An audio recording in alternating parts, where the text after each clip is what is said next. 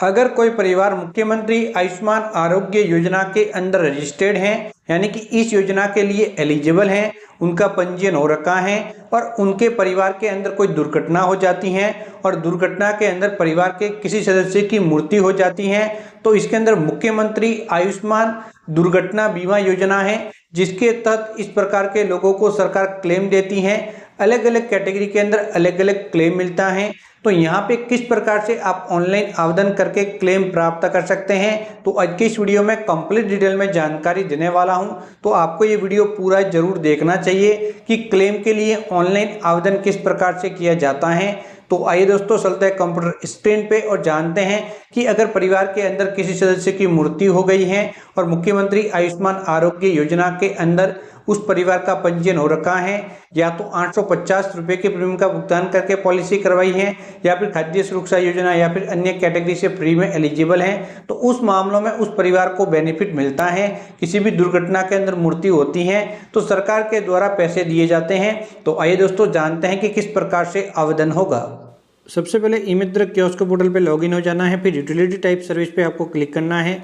Search के अंदर आपको यहाँ पे चिरंजीवी लिखना है। अभी भी ये सर्विस पुराने नाम से ही आ रही है, लेकिन इस योजना का नाम बदल चुका है, तो इस सर्विस को सिलेक्ट करेंगे। यहाँ पे सर्च पे क्लिक करेंगे, यस पे क्लिक करेंगे।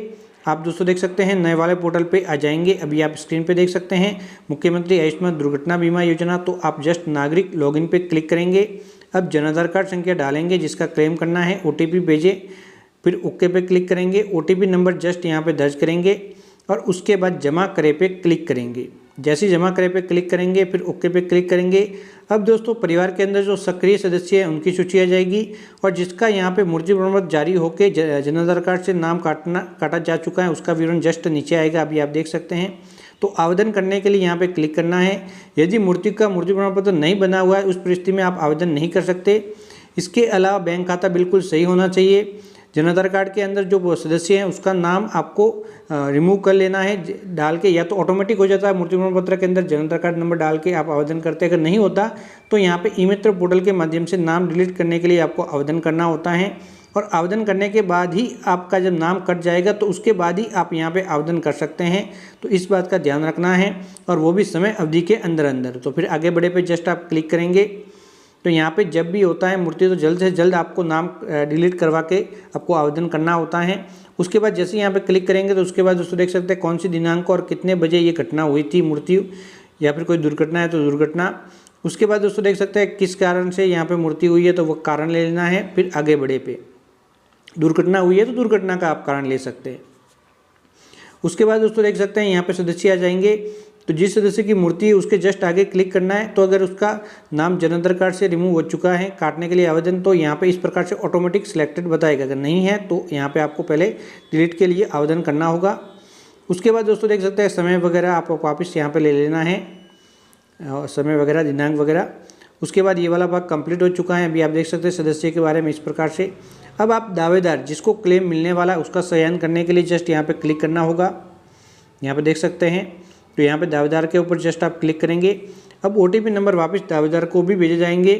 वह OTP नंबर जस्ट आपको यहाँ पे दर्ज करने हैं। OTP नंबर दर्ज करने के बाद जस्ट जमा करे पे आपको क्लिक करना है, तो दावेदार का चयन यहाँ पे सफलतापूर्वक हो जाएगा। तो सबसे पहले जिसकी मृत्यु हुई है या फिर क्षति हुई उसको चयनित करना है, फिर दावेदार को चयनित करना है, फिर ओके पे क्लिक करना है। अब जो भी आपका दावेदार है उसका बैंक खाते का विवरण आ जाएगा, तो उसको वेरीफाई कर लेना है जाँच करने के बाद यहाँ पर क्लिक करके। और उसके बाद दोस्तों देख सकते हैं आगे बढ़ेंगे और आपका एड्रेस आपको लिखना होगा। तो यहाँ पे देख सकते हैं आपके विधानसभा कहाँ पे लगती हैं वो विधानसभा ले लेनी है।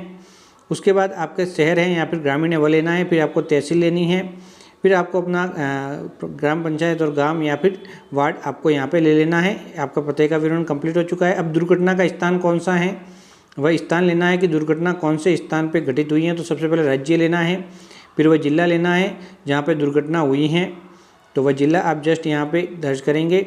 उसके बाद उसके पिन कोड दर्ज करेंगे और उसके बाद दुर्घटना का स्थान कौन सा था वह एड्रेस आप यहाँ पे लिख लेंगे। इस जगह पे यहाँ पे दुर्घटना घटित हुई थी तो वह जगह यहाँ पे आपको कंप्लीट डिटेल में लिख लेनी है। तो ये वापस विशेष करके ध्यान रखना है, दुर्घटना का स्थान व विवरण महत्वपूर्ण होता है, तो वो जस्ट आप यहाँ पर दर्ज करेंगे। उसके बाद दोस्तों दुर्घटना का विवरण भरना है कि दुर्घटना किस प्रकार की थी, तो वो यहाँ पे 1000 अक्षरों के अंदर आप लिख सकते हैं, तो इसका विवरण आप यहाँ पे भर लेंगे। उसके बाद दुर्घटना का सूचित किया गया पुलिस थाना, कौन से पुलिस थाने के अंदर इसकी जानकारी दी गई थी, जो भी दुर्घटना हुई थी। उसके बाद जिला कौन सा था, वह जिला लेना है। तो दोस्तों इसके अंदर मृत्यु का भी आवेदन होता है और यहाँ पे कोई हाथ पैर वगैरह विकलांग होते तो उस मामलों में भी आवेदन होते हैं, तो यहाँ पे वो सभी जानकारी आपको पुलिस थाने की भर लेनी है।